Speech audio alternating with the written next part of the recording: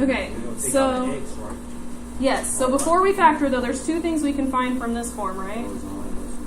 We can find if there's a horizontal. Is there a horizontal?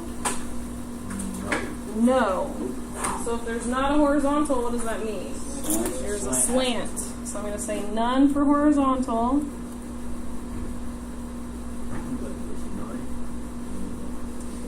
And so I'm going to go ahead and find my slant asymptote. X to the third plus 4x squared plus 3x plus 0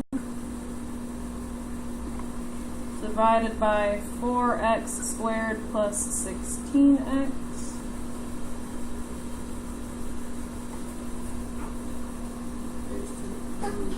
Bless you. So if I divide those,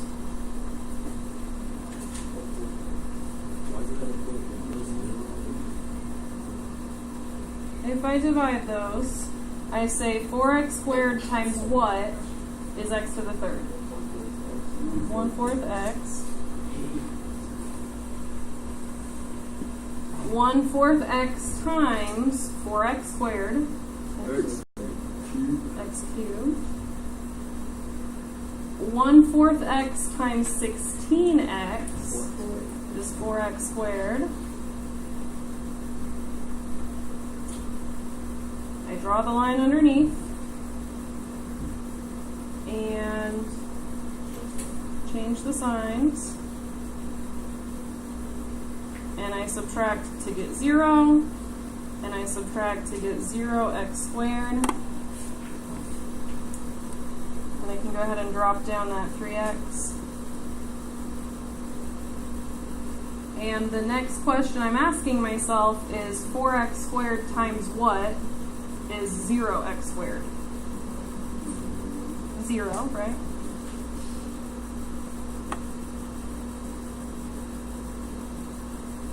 And so 0 times 4x squared is 0x squared. And obviously if I subtract those, I am going to get 0, right? So we know for sure that we did it right. I have y equals 1/4 x plus 0 for my slant asymptote. Any questions so far? Yeah. Yes. Okay. All right, what else can we get from the original equation? The y-intercept. So if I look at the numbers that don't have an x attached to them, what are we going to say for it? None. Poor baby Arctic fox. It's just very difficult. All right. So that's all we can find from the original equation. What are we doing now? Factoring. So take the x out on the top. That leaves us with x squared. Okay. So I have that GCF of x. I'm putting that in the front. And then how do I factor this part? X plus 3, x plus 1.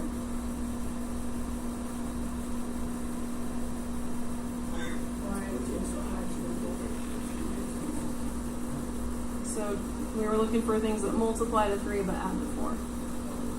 So 3 and 1. Yeah. All right, on the bottom we have the GCF of 4x. And what do we have left over? X plus 4. Okay. So what do we see? There is a hole. The x's cancel, so the hole is at 0. If a plain x cancels, then the hole is at 0. Okay. What else do we see? Vertical asymptote at, so x equals -4, there's our vertical asymptote. We have x-intercepts and they are, so -3, 0, 1, 0.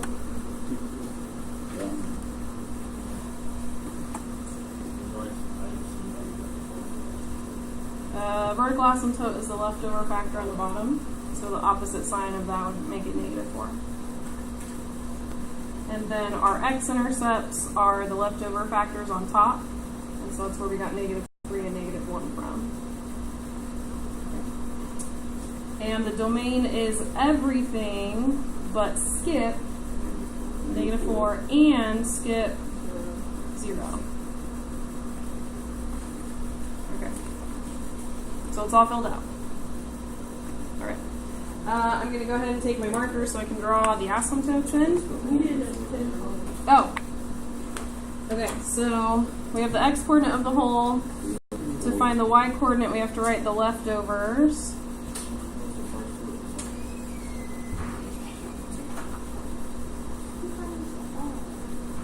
And then we're going to plug 0 in.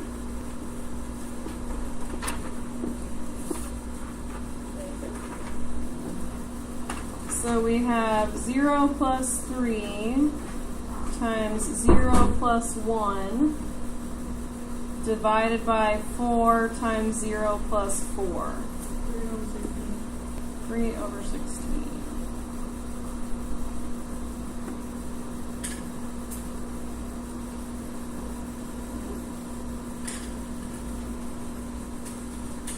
All right. So we have all that information. We are ready to start graphing it. So go ahead and start drawing what you have.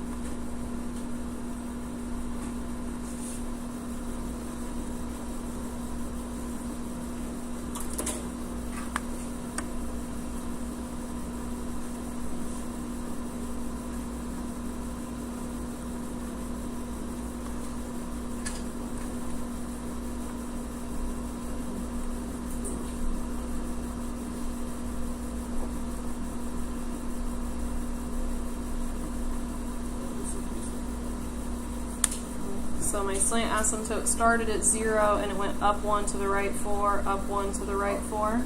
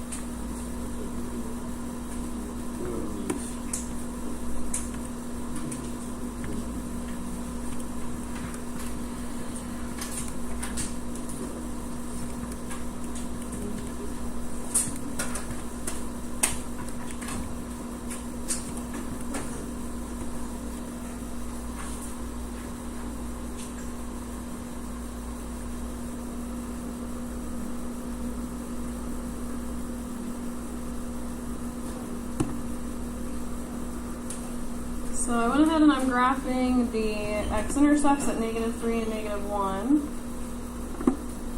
I also have the whole at 0, 3/16. Leslie, do you have a pass?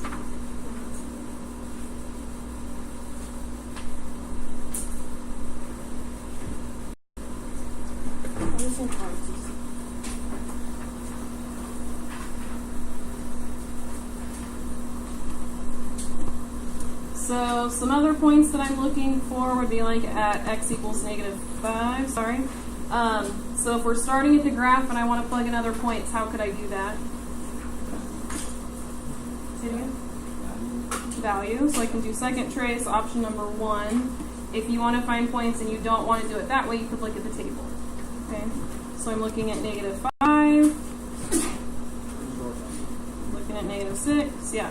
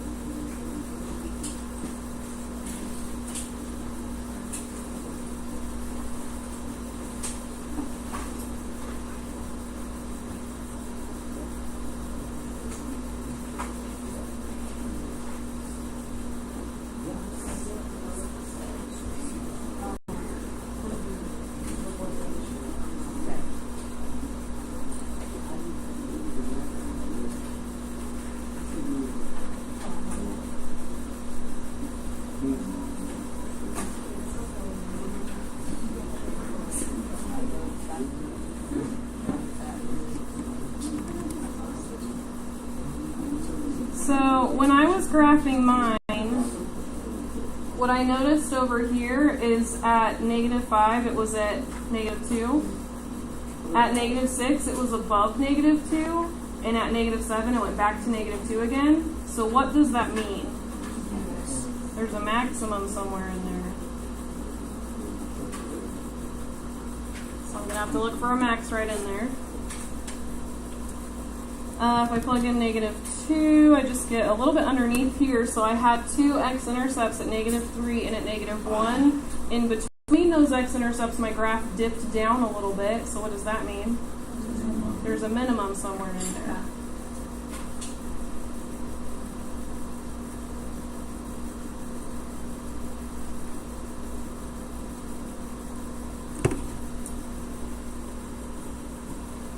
Alright, so how do I look for the maximum over here?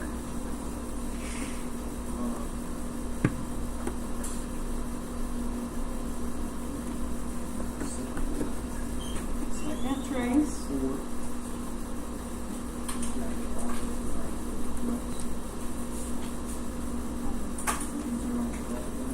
I won't be late anymore.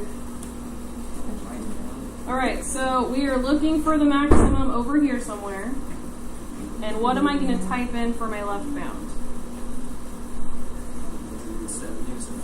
-7 or -8, something in there. Doesn't matter. What I typically do is I just say the very left side of the graph. So -8 is what I'm going to do. My right bound, I need it to be just on the other side of the asymptote. So what would be just on the left side of -4? -4.5. The guess is always stupid. And so we have a maximum at -5.7. So on my graph, I'm going to go ahead and label at -5.7. Right in here, I have a maximum.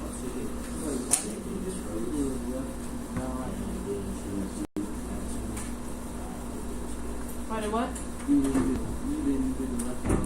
Yeah, I did. I plugged in numbers. I did second trace, maximum. For my left bound, I typed -8. For my right bound, I typed -4.5, and then I got it. I didn't scroll to do my left bound, right bound. I typed in the numbers. Can you still do it scrolling? You can still do it scrolling, but students get these wrong a lot because you can't see it very well. So if you plug in numbers, at least you know you're going to get it. Yeah, you're good. You just want to make sure you scroll far enough, and then you'll be fine. Yeah. Okay. So I labeled the maximum in my picture. I'm going to go ahead and write down what the maximum is. And I'm going to use 3 decimal places. So I have -5.732 for the x-coordinate. The y-coordinate is -1.866. So there's my maximum.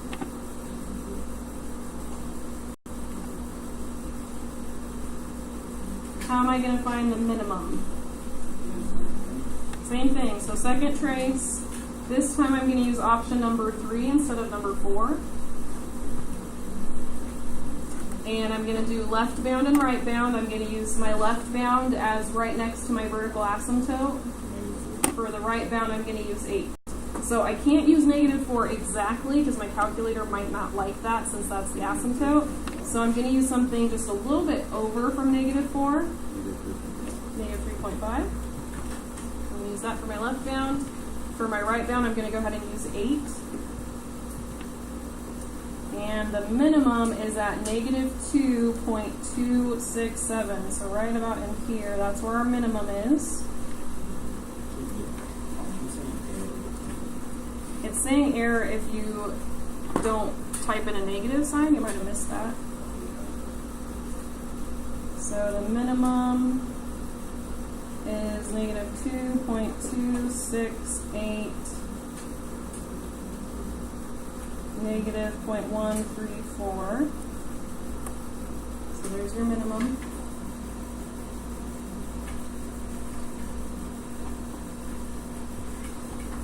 All right. So we need to write out our domain and range.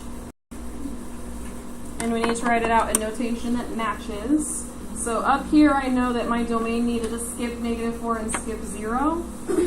So I'm going to say that my domain is -infinity to -4 and -4 to 0 and, sorry, there should be a U there, and 0 to infinity. Okay, so the domain is done. For the range, I need to go from down to up. So -infinity is the bottom.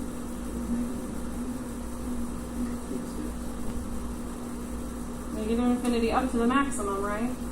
Yeah. -1.866. Is that a parenthesis or a bracket? That's a bracket. Alright. And then you'll notice if we look at the picture, do you guys see how there's some y values missing here? All these y values right in here are missing. Can we see that? There's no graph right in here. So those y values, the y value of -1, that's missing. Y value of -1/2, that's missing. So what is the next y value that we can see? It's right here. What's the y value at the minimum? -0.134. And yeah, why did I put a bracket there? It's a real point. It's actually there. Yep, it equals that. Okay. So we have a hole at 3/16. There's a y coordinate of 3/16 that is missing from this part of the graph. Should we skip 3/16 in our range, or should we include it in our range? You're going to have to look at the picture. If you're skipping 3/16, you're saying 3/16 does not show up anywhere on the graph.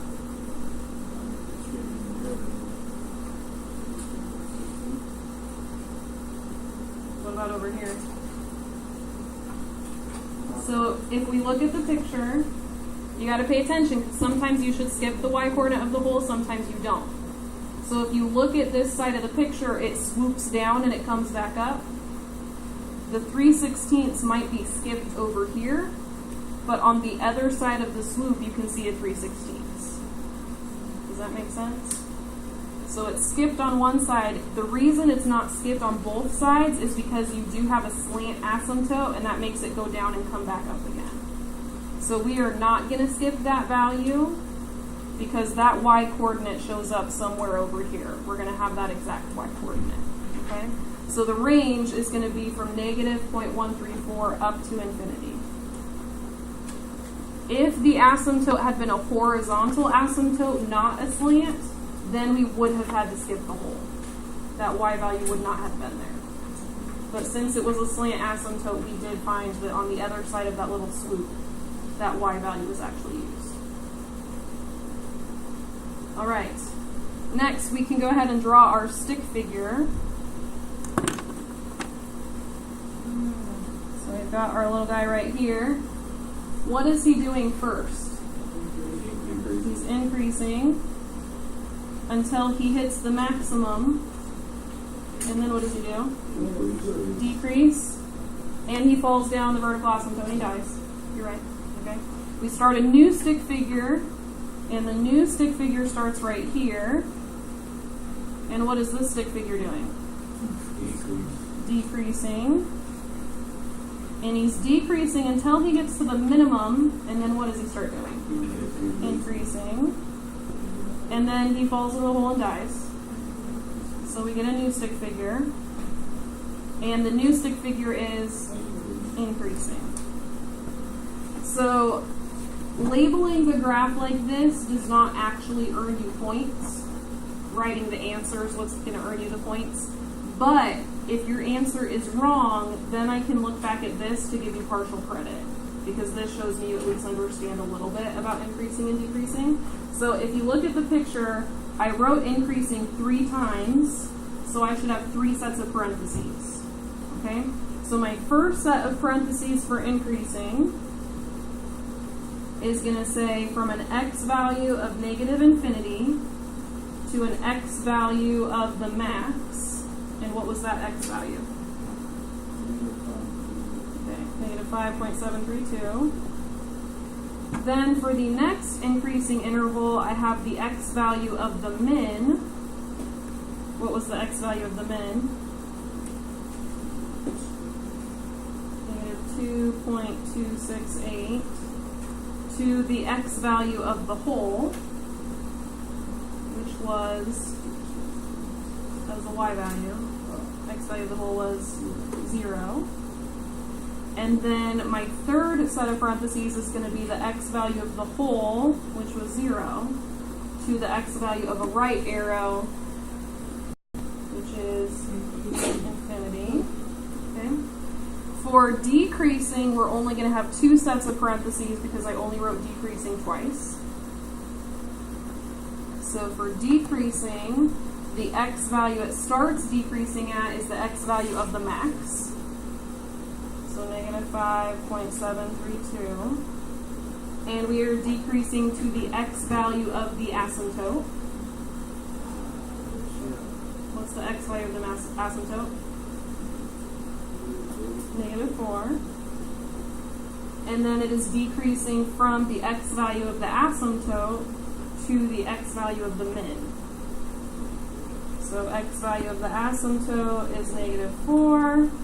The x value of the min is negative 2.268. So there's our increasing and decreasing.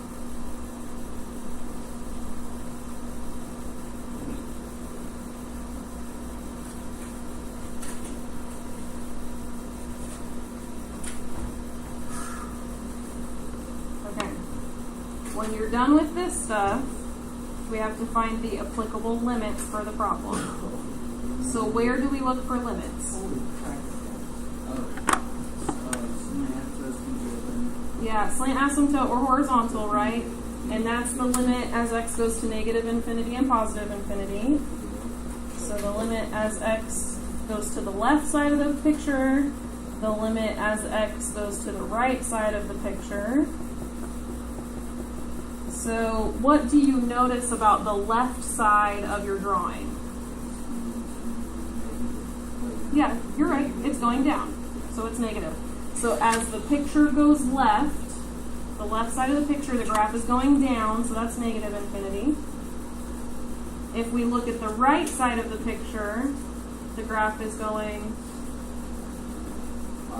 positive infinity because the graph is going up on the right side of the picture. Okay?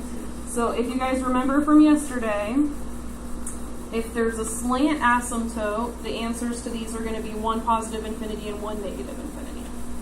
If we had a horizontal asymptote, what would the answers for these be? Does not exist. Same. The number. Whatever the number is for the horizontal asymptote. So if you had a horizontal asymptote at 0, then it would be equals 0 equals 0. If you had a horizontal asymptote of 5, it would be equals 5 equals 5. Alright? So we look for limits at the far left and the far right. Where else do we look at limits? At holes. So I'm going to say the limit as x approaches 0 from the left, the limit as x approaches 0 from the right, and then after I look at those, I'm going to have to make a conclusion. And what did we say about the limits of the wholes? It always equals the y-coordinate. So what's your y-coordinate? 3/16. So equals 3/16 equals 3/16. So if the left side equals 3/16 and the right side equals 3/16, what's our conclusion? Yeah, limit as x goes to 0 of f of x is 3/16. There's our conclusion. Okay. So we look for limits at horizontal asymptotes or slant asymptotes. That's the far left of the graph and the far right. We look for limits at holes. The answer always just equals the y-coordinate.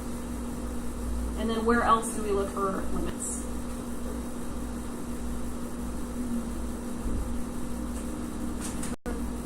The vertical asymptote.